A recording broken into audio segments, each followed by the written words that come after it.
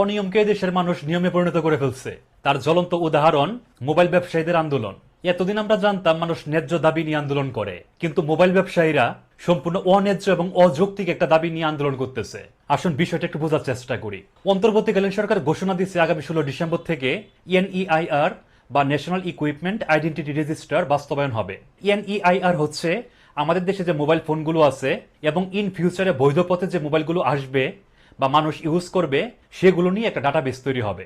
এই ডাটাবেস যদি তৈরি করা হয় তাহলে অনিবন্ধিত এবং চুরি যাওয়া ফোন কেউ ইউজ করতে পারবে না। এখন এনইআইআর বাস্তবায়ন হইলে মোবাইল ব্যবসায়ীদের সমস্যাটা কোথায়? সমস্যাটা হচ্ছে আপনি যদি মার্কেটে যান গিয়ে দেখবেন নতুন ফোনের বক্স নাই, সবাই খোলা ফোন নিয়ে বসে আছে।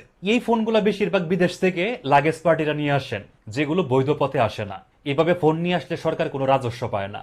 সরকার বলতেছে আপনি লাগেজে করে ফোন নিয়ে আসতে পারবেন, কিন্তু তার জন্যে 57% আপনাকে ট্যাক্স দিতে হবে। আবার সরকার এটাও বলছে যারা বৈধভাবে মোবাইল উৎপাদন করতেছেন সেখানে ট্যাক্স কমানো হবে এবং প্রবাসী যারা আছেন তারা যদি ফোন নিয়ে আসেন তাদেরকে বিশেষ সুবিধা দেওয়া হবে।